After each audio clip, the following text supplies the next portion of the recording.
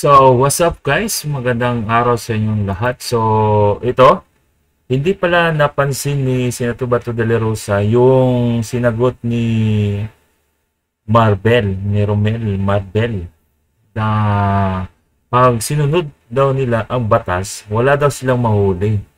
So, ayun, sinagot po dito ni Senator Bato, disagree talaga siya sa ginawa ni Marbel. Dahil hindi talaga niya napansin, baka nag-usap daw sila ni Ruben. Pero dito, nakapag-comment na dito si Senator Bato de la Rosa na disagree talaga sa ginagawa ni Romel, na wrong signal yung mga pinagagawa niya. So, maling-mali talaga. So, pakinggan natin ito guys, yung banat ng mga banateros at sagot ni Senator Bato de la Rosa. Kitang-kita ho natin yung kapalpakan, kitang-kita ho natin yung abuse nitong mga kapulisan natin. At ang nakakainis, sir, galing pa sa PNP chief ito. PNP chief ang magsasabing, kung susundin namin yan, wala kami mahuhuli. Ano kaya magiging reaction ng mga nasa ilalim? Di ba PNP chief natin sabi, pag sinundod natin yan, hindi na natin makakahuli. So, siyempre isipin nila, ay wag na nga lang talaga natin sundin yan. Hindi ho ba kayo nababahala doon sa ganong klaseng statement ng isang PNP chief? Well, unang-una, pasensya na kung hindi ko masyado natuunan ng pansin yung statement niya na gano'n. Otherwise, had it come to my attention, kung klaro yung pagkakuha ko sa sinabi niya, I don't know what I was doing at that time na sinabi niya yan. Baka nag-uusap kami ni Senator Bernard Padilla or whatever. Basta hindi masyadong naklaro sa akin yung sinabi niya gano'n. Kung naklaro ko lang yon, sana na-confront ko na kaagad siya. But anyway, since sinabi niya yan, I really disagree sa sinabi niya gano'n. Mali po yun. It sends a wrong signal doon sa mga tauhan mo. Ikaw pa naman ang chief PNP. It sends a wrong signal sa mga tauhan mo na okay lang pala na hindi natin sundin itong police operational procedure. Yung chief PNP natin mismo nagsasabi na wala tayong mahuhuli kapag sundin natin itong lahat. Hindi maganda po coming from a... Ang tanong ko po ngayon sa inyo, sir, ito po, marami po kasi kami mga nakikita or naririnig na mga sinasabi ni General Marbil and Torre na hindi po namin sinasangayunan. Pero gusto po namin marinig yung inyong opinion. Sinabi po kasi ni General Marbil na kung susundin po nila yung rules of engagement, wala na po silang mahuhuling kriminal. Noon po bang panahon ninyo, do you strictly adhere doon sa rules of engagement in terms of yung pagsaserve ng warrant of arrest sa isang suspect? Well, alam nyo, kaya ginawa yung police operational procedure or rules of engagement para sundin, hindi para baliwalain. So, any deviation from that manual, any deviation from that police operational procedure, ay may kaukulang administrative sanction yan. Magkakaroon sila ng administrative case kapag hindi na sinusunod yan. So, mali po yung sabihin natin na wala nang mahuling kriminal kung hindi susundin yung... Aanin mo pa yung police operational procedure kung hindi mo sundin. Diba? I disagree. Okay, thank you very much. Isa pa pong tanong natin, sir. Dito naman po kay General Torre, tila mo hindi niya kinikilala ang SMNI as a legitimate media. Kasi sinasabi niya, mabuti sana kung yung nagpupunta doon mga mainstream. So, alam naman po natin na hindi pa naman po kansilado ang prangkisa ng SMNI. Yan po ay kinansila pa lamang sa Kamara, pero nakabinbin pa po yan dyan sa Senado. So, ano po ang inyo pong opinion tungkol doon? Well, nagkamali siya doon sa sinasabi niya. Nagkamali siya sa sinasabi niya na hindi part ng mainstream media yung SMNI.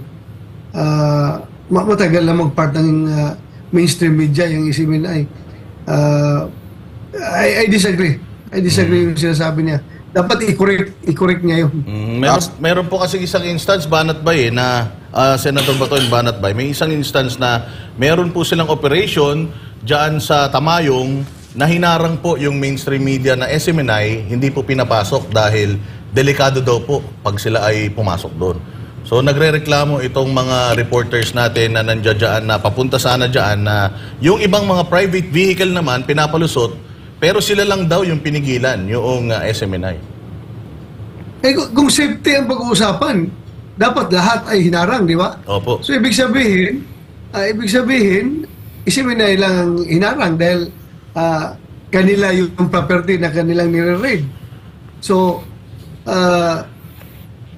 ano ba, kinakalimutan na nila yung freedom of the press, na pag ikaw na sa media ay dapat hindi pipigilan yung pagkukover mo sa mga pangyayari na nangyayari sa ating palibot. Meron ba ginagawang violation of law? Yung SMNI na yan na crew, ba't mo binabawalan na papasokin? Wala naman. So in that case, halata na merong ibang konsiderasyon yung kailang pagharang.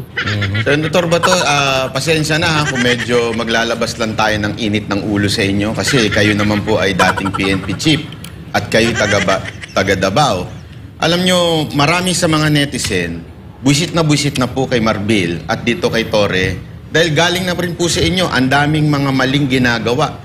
Pati inamin niya po sa Senado na kung susundin natin ito, wala na tayong mahuhuli. So literally, sinasabi niya, huwag natin sundin para may mahuli tayo.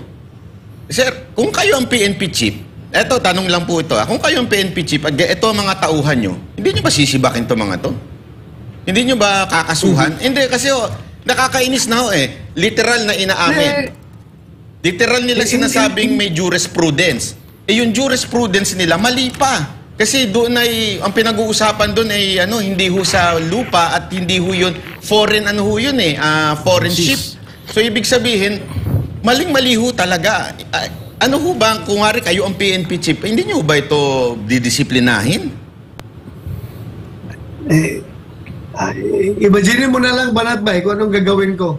Yawn. Imagine mo hindi na. Kasi naalala ko yung, naalala namin, kitang-kita namin yung mukha nyo noon, nung panahon ni Pangulong Duterte at may mga pasaway na mga pulis. Pinapipila nyo yan pinapipila nyo. Ginaganon-ganon nyo di ba? Ngayon, walang ganon. Oo, kaya lang, naintindihan nun namin, dahil kayo yung senador ngayon, kaya hindi nyo naman pwedeng ganunin sila dun sa Senado. Pero, kitang-kita ho natin yung kapalpakan, kitang-kita ho natin yung abuse nitong mga kapulisan natin. At ang nakakainis, sir, galing pa sa PNP chief ito.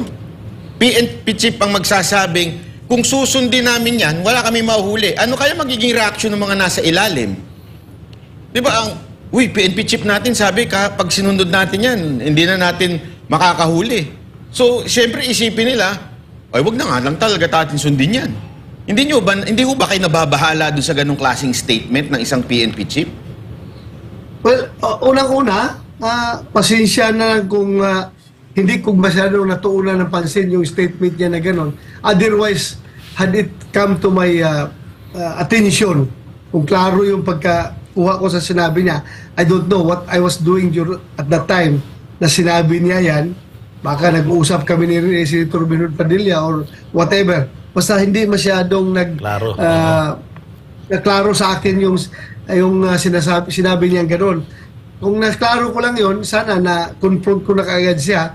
But anyway, since sinabi niya yan, I really disagree sa sinabi niya gano'n. Mali po yun. It sends a wrong signal doon sa mga tauhan mo. Ikaw pa naman ang chief PNP.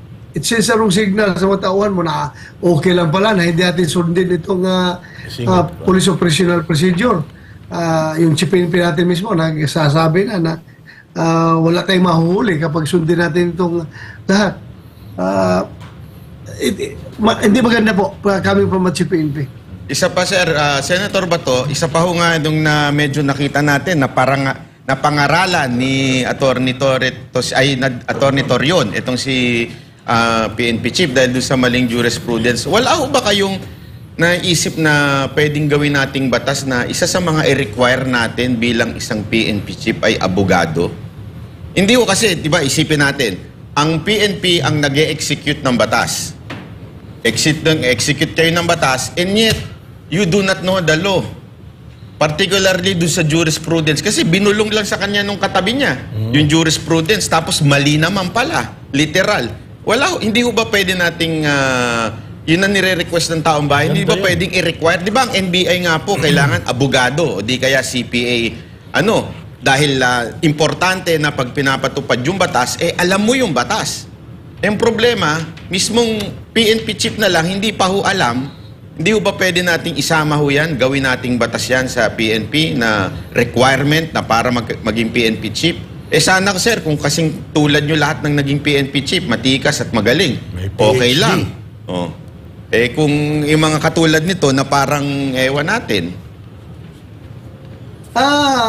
Pag-aralan natin kung pwede yan isa batas. Pero sa nakita ko kasi, hindi man kailangan maging abogado ka para may logic ka at para alamin mo yung batas. You can read and read, and you can study and study. Kahit na hindi ka lawyer, meron ka naman mga staff dyan na lawyer na magbibigay sa iyo ng legal advice.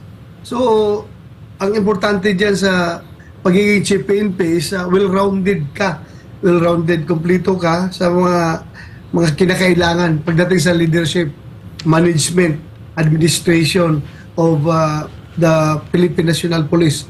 Hindi man talaga kailangan abogado. Ang pinaka-requirement nga dyan, hindi nga pagiging abogado, kundi at least may masteral degree ka.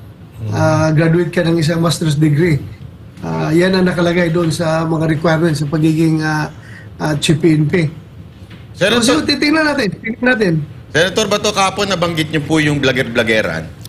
Ang dami tuloy nagtatanong dito, sino ba yung vlogger-vloggeran na nabanggit niyo kahapon? May nabanggit kayo kahapon na vlogger-vloggeran na nagpunta doon, na tinatanong tuloy nila. Sinugod na ng SWAT. Yun. Ang Davao.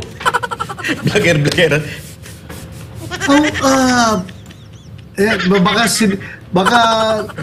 Wala lang, dinugtungan ko na lang siguro yung sinabi ni Senator Torre, no? Parang, Dito Robin ba? O, Senator Si Senator Robin, may sinabi si Senator Robin. Kaya. So, ayun guys, asahan natin